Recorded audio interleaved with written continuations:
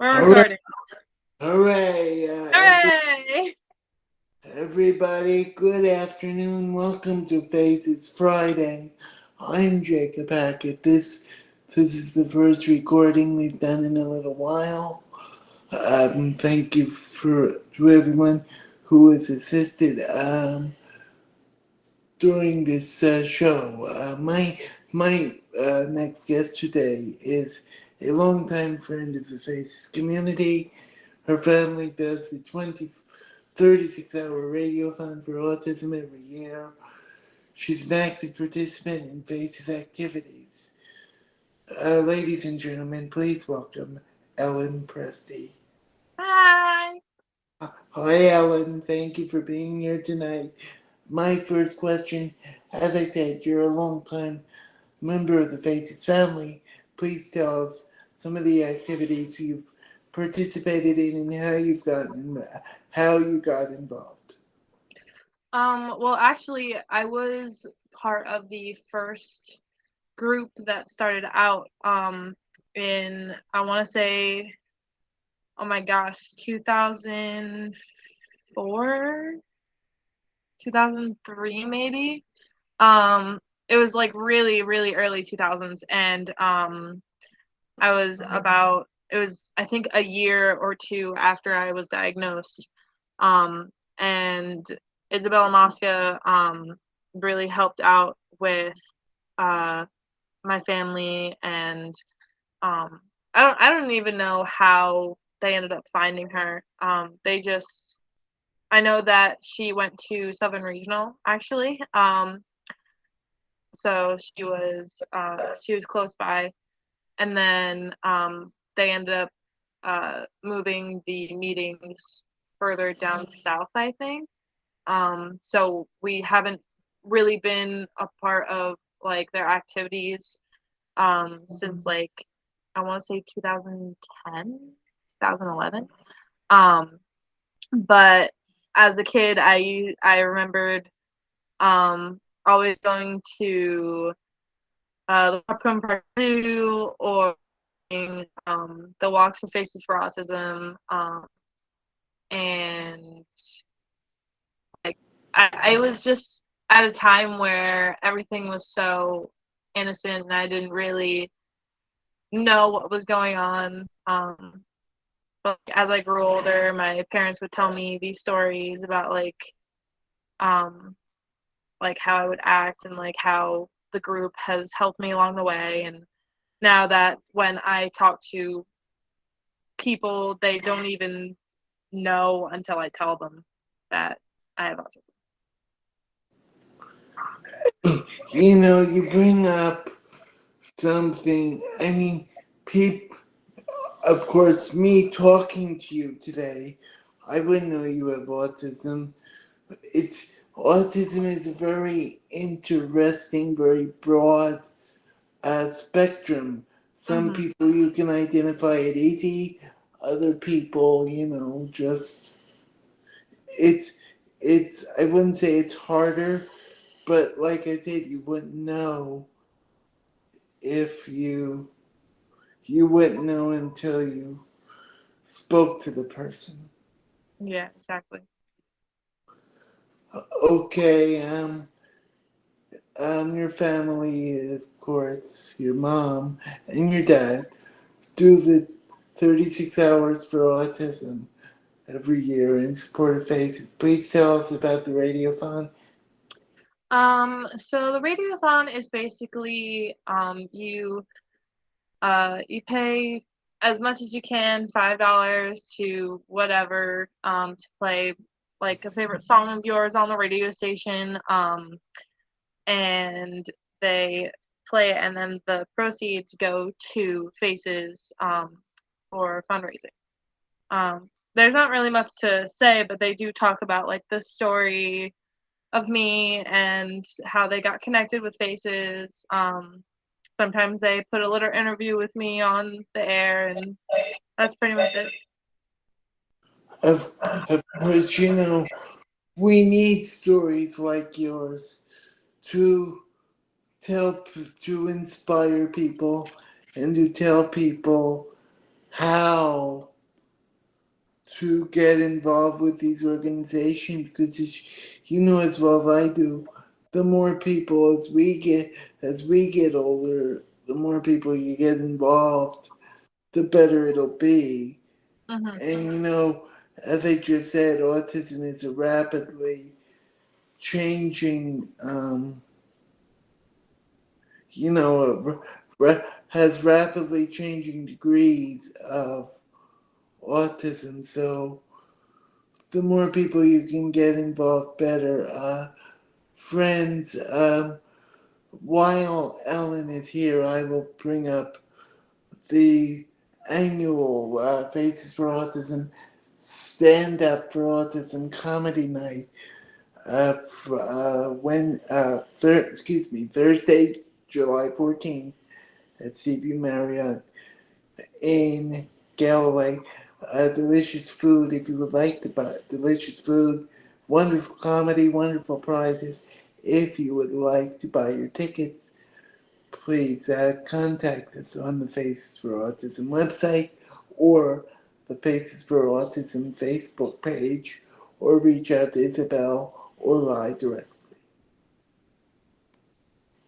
And it's so important, as I said, Ellen, to get people involved. Um, I also wanted to add that Carrie Magro from Autism Speaks has graciously given me a scholarship for my first semester of my college career back in 2017. And this year he published the Autistics on Autism stories you need to hear about what helped them while growing up and pursuing their dreams. Um, and I am on page 80. That's And wonderful. I have at least 3 pages, maybe 4, talking about um, a little bit of my story. I realized because I wrote this so early on in my career that I wasn't really organized. So looking back at that, I realized how far I came, and looking at like the stuff that I've written over the course of my 4 years, it's still growing because this is only half of it. So I am building a poetry book, and hopefully that the pieces that I've written over the 4 years is good enough.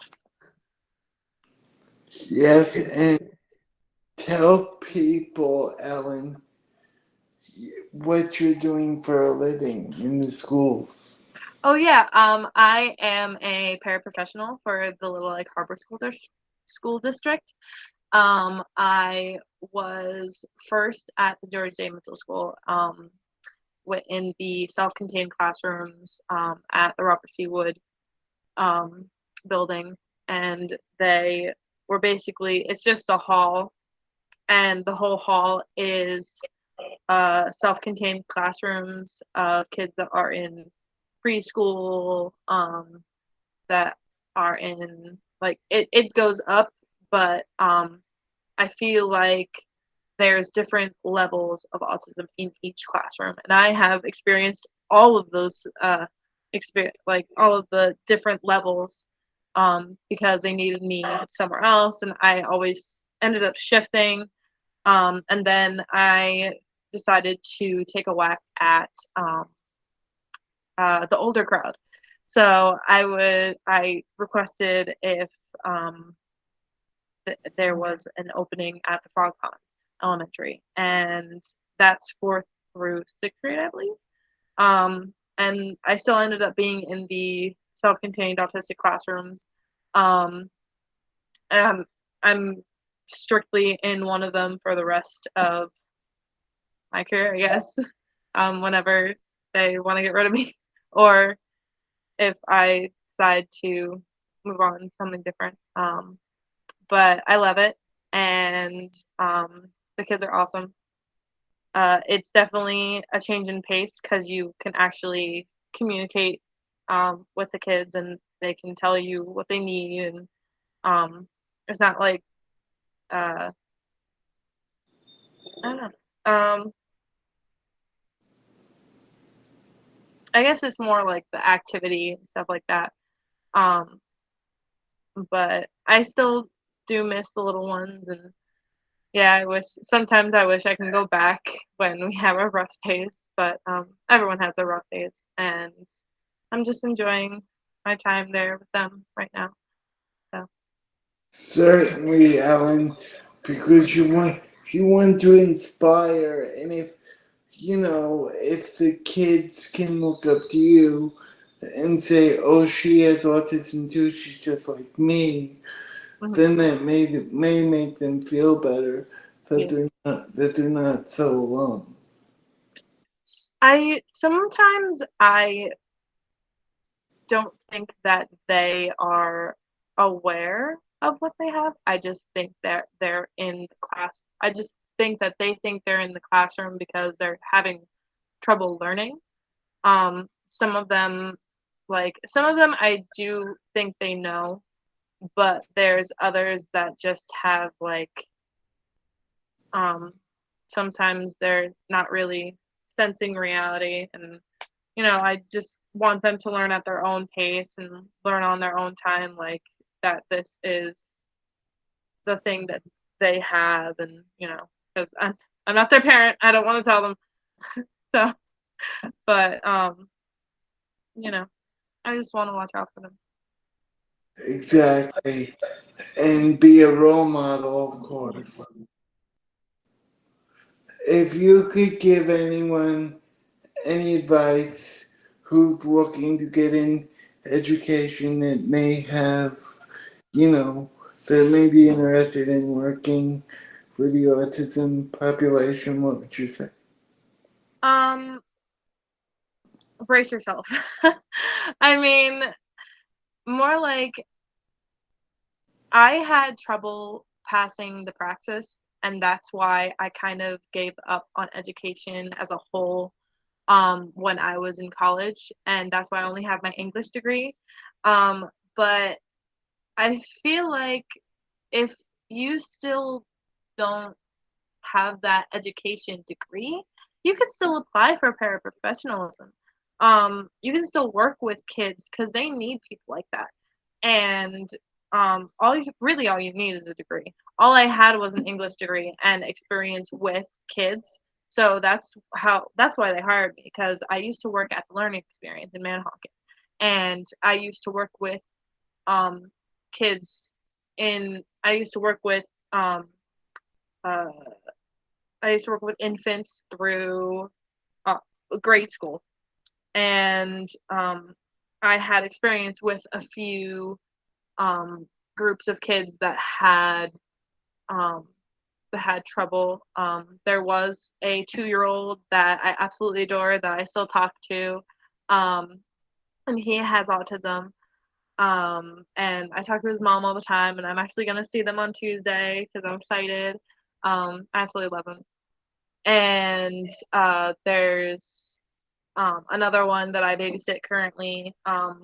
He's very timid and shy. And then I think the first year that I was there, there was another kid that also had autism, but the parents I don't think wanted to talk about it. They think that he only had like an intellectual thing going on, like a speech thing.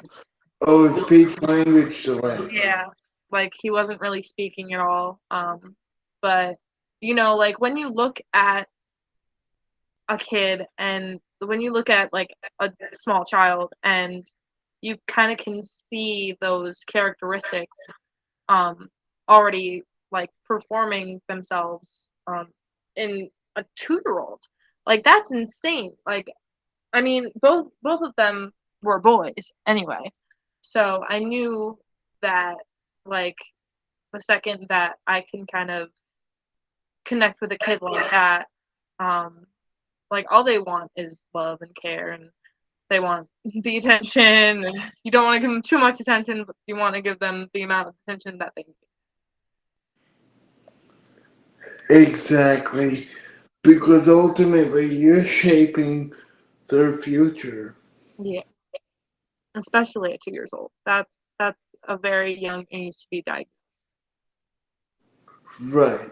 Uh, Friends, if you would like to donate to Faces, please do so by visiting facesforautism.org. Um, if you would like to visit the Facebook page, tons of resources posted there, tons of episodes that I've done with previous guests. If you would like to be a guest, I'm looking for people to be interviewed. Please reach out to me via the Faces for Autism Facebook page. If you would like more information on an upcoming comedy show, please visit the Facebook page.